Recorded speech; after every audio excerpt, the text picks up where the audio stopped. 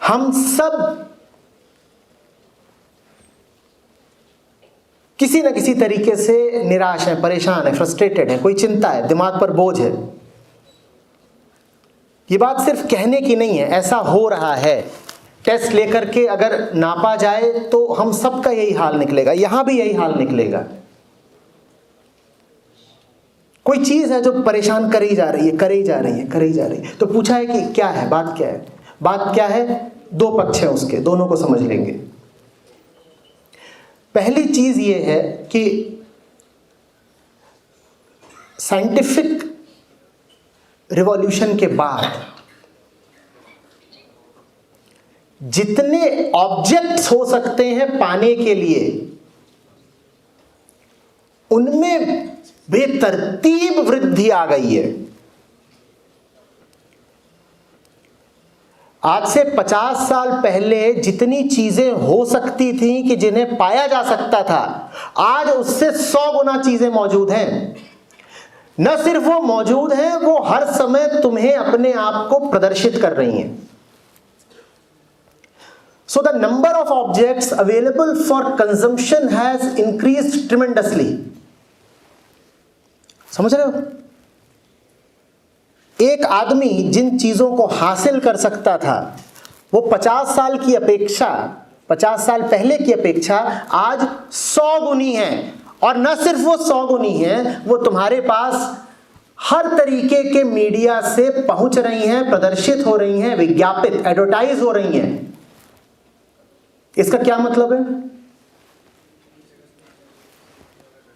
अब एक इंसान है, वो इस कुर्सी पर बैठा हुआ है, उसको बार बार दिख रहा है कि जगत में, दुनिया में हासिल करने के लिए, कंज्यूम करने के लिए, भोगने के लिए इतनी चीजें हैं, और वो चीजें बार बार उसके दिमाग पर लाई जा रही हैं। एक तरह से उसके दिमाग पर हमला किया जा रहा है। और ये जो इतनी चीजें अब हो गई हैं दुनिया में, जो साइंस और टेक्नोलॉजी का आउटपुट है, जो मार्केट का आउटपुट है, क्या तुम उन सबको पा सकते हो और कंज्यूम कर सकते हो? बोलो, नहीं कर सकते ना। चीजें बढ़ती जाएंगी, पर उनके भोग की, उनके कंजम्पशन की तुम्हारी क्षमता तो नहीं बढ़ रही, या बढ़ रही है? ना तुम्हारे पास उतना ज्यादा पैसा है, हर किसी के पास तो नहीं हो सकता, और न तुम्हारे पास उतना समय है। तो बढ़ क्या रहा है फिर? तुम्हारा फ्रस्ट्रेशन बढ़ रहा है, तुम्हारी निराशा बढ़ रही है कि इतनी चीजें हैं और मुझे तो मिल ही नहीं रही। इतना कुछ है, हर चीज के नए नए मॉडल निकल रहे हैं, दुकानों में नए नए इन्वेंशंस पहुंचते जा रहे हैं, खाने, पहनने, रहने, घूमने फिरने, हर जगह के नए नए जरिए खुलते जा रहे हैं, और मैं चूकता जा रहा हूं। I am missing out, I am missing out. और न सिर्फ मैं चूकता जा रहा हूं, कोई और है जो मजे ले रहा है। मुझे कैसे पता कोई और है जो मजे ले रहा है? मैंने फेसबुक पे उसकी फोटो देखी, क्योंकि जो मजे ले रहा होता है वो मजे लेने की फोटो फेसबुक पे जरूर डालेगा। वो ये फोटो कभी नहीं डालेगा कि मजे लेने के बाद क्या हुआ। कभी किसी को देखा है कि हंसने के बाद की फोटो भी फेसबुक पर डाले? पर जब हंस रहे होते हैं तो फोटो आ जाती है फेसबुक पर। वो फोटो देखी 1000 लोगों ने, और 1000 लोग उस फोटो को देखकर ऐसे हो गए, ये भी हंस रहा है, मैं ही रह गया, बस मैं ही पीछे रह गया, पूरी दुनिया मजे कर रही है। किसी ने नई गाड़ी खरीदी, उसने फेसबुक पर डाल दिया, और तुम देख रहे हो अपनी पुरानी ऑल्टो को, और अब तुम्हारा मन कर रहा है आग लगा दूं इसमें अभी। अब भले वो जो गाड़ी की फोटो डली हो, फोटो ही नकली हो।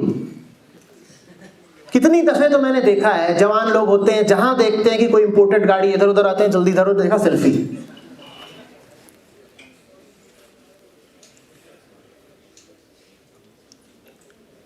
गारमेंट्स शॉप पर ट्रायल रूम में लिखा देखा है मैंने, सेल्फीज नॉट अलाउड। लड़के लड़कियां जा रहे हैं, वहां है कोई महंगी ड्रेस जिसको वो अफोर्ड नहीं कर सकते, उसको कहेंगे कि ट्रायल तो कर सकते हैं। वो ट्रायल करने के लिए जाएंगे, ट्रायल रूम में वहां सेल्फी ली जाएगी और वो फेसबुक पे डाल दी जाएगी। अब 10 का दिल जला दिया, धुआं ही धुआं उठ रहा है। और बाकी काम फोटोशॉप कर देती है, बैकग्राउंड ब्लर कर दो, तो ये पता थोड़ी चलेगा कि ट्रायल रूम में ये लिए फोटो।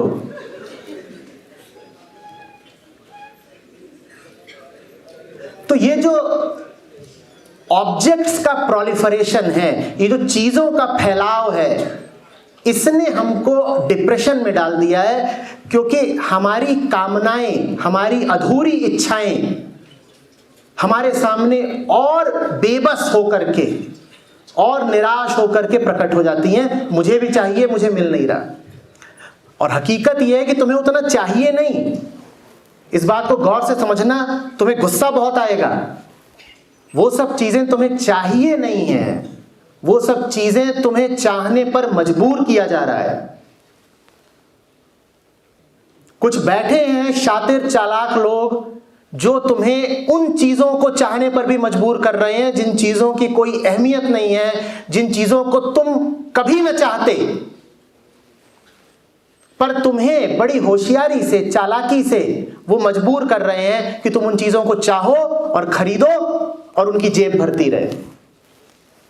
और अधिकांशतः हम थोड़े कम समझदार लोग होते हैं, ये भी कह सकते हो भोले लोग होते हैं।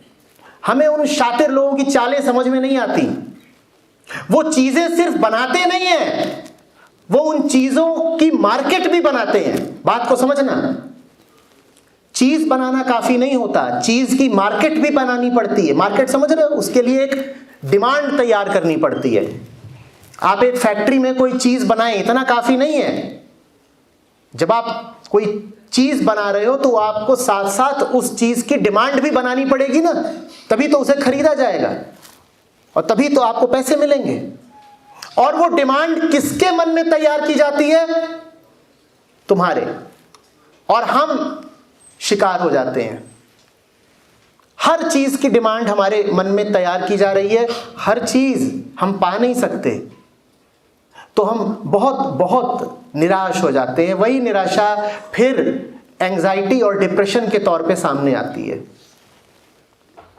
मुझे ये भी चाहिए, वो भी चाहिए, मुझे भी ऐसा पार्टनर चाहिए, मुझे भी ऐसा घर चाहिए, अरे उसको ये मिल गया, मुझे नहीं मिला, अरे उसकी शादी हुई है, इतनी बड़ी शादी हुई है, इतने इतने करोड़ की शादी हुई है, और मीडिया पर फोटो ही फोटो, फोटो ही फोटो। तुम्हें क्या लग रहा है वो सब फोटो अनायास ही आ जाती है? नहीं, वो पूरा एक ऑर्केस्ट्रेटेड कैंपेन होता है, क्योंकि पूरी वेडिंग इंडस्ट्री काम कर रही है। हमें लगता है हमें किसी की शादी दिखाई जा रही है, फलाने एक्ट्रेस ने फलाने से शादी कर ली, और तुम्हें लगता है, तुम्हें खबरें आ रही हैं कि उन दोनों की शादी कैसी चल रही है। नहीं नहीं नहीं, उन खबरों के पीछे पूरी ज्वेलरी इंडस्ट्री है, उन खबरों के पीछे पूरी इवेंट मैनेजमेंट इंडस्ट्री है। वो तुम्हें ये सब दिखा रहे हैं ताकि तुम भी उस तरह की वेडिंग करो और किसी की जेब भरो। और ये बात हमें समझ में नहीं आती। और जब हम वैसी वेडिंग नहीं कर पाते, और जब हम वैसी वेडिंग नहीं कर पाते तो हम अपनी नजरों में गिर जाते हैं। कितने घरों में कितनी लड़ाइयां होती हैं क्योंकि शादी जिस तरह से करनी थी वो अरमान पूरे नहीं हो पाए। और शादी कैसे करनी थी? शादी वैसे करनी थी जैसा वो सब अभी हुआ है। मुझे भी वैसे ही करना है, वैसी ड्रेस पहननी है, उसी तरह का शोशा होना चाहिए, उसी तरह के 4-5 इवेंट होने चाहिए, 4-5 इवेंट होना चाहिए। ये तुम्हें सिखाया किसने? उसने। पर ये बात हम गौर से देख ही नहीं पाते कि हमने किसको अपना गुरु बना लिया।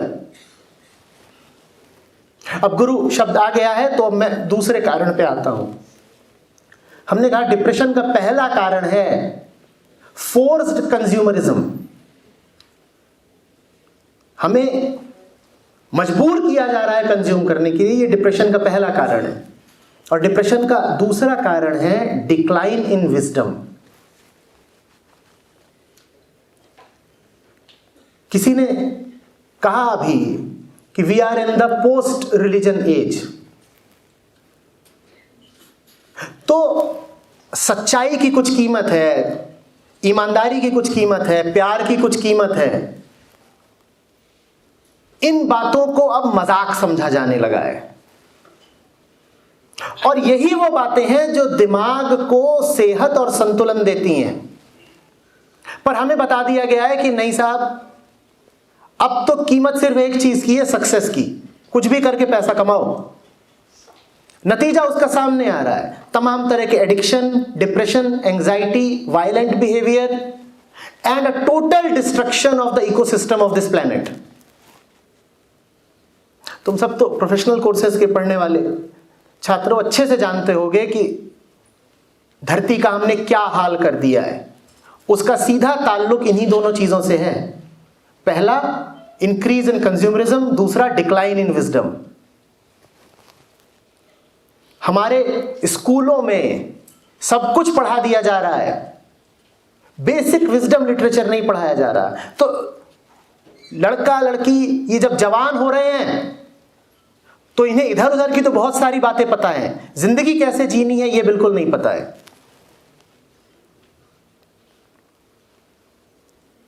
A lot of that is in the name of rationalism. लेकिन इस बात से कैसे इनकार करोगे कि अगर तुम्हारी जिंदगी में ये सब मूल्य नहीं है, पेशेंस, लव,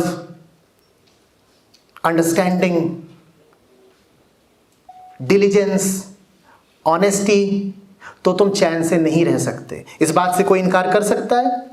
कोई इनकार नहीं कर सकता। लेकिन इन सब बातों को स्कूलों के और कॉलेजों के सिलेबस में कोई जगह नहीं दी जा रही है। तो जो होना है वो हो ही रहा है। अमेरिका में मास शूटिंग्स होती हैं और अक्सर स्कूलों में होती हैं, और अक्सर जब स्कूलों में होती हैं तो जो गन वील्डिंग बंदा होता है वो कोई स्कूली छात्र ही होता है। क्योंकि जिस कंज्यूमरिज्म की हम बात कर रहे हैं उसका शिखर, उसका एपिटोम तो पश्चिम ही है ना। तो ये सब वहां होता है और अब वो सब हमारे सामने भी आ रहा है। हमारे सामने आ रहा है, ये और ज्यादा अफसोस की बात है क्योंकि हमारे पास विजडम थी। हमारे पुराने लोग हमें और कुछ भले ना दे पाए हों, भले उनके पास बहुत पैसे वगैरह ना रहे हों, लेकिन एक चीज बहुत बेशकीमती वो हमारे लिए छोड़ के गए थे, विजडम। हमने उसका बड़ा अपमान किया। हम उसको पढ़ना ही नहीं चाहते, हमें लगता है कि उसमें कोई कीमत ही नहीं है।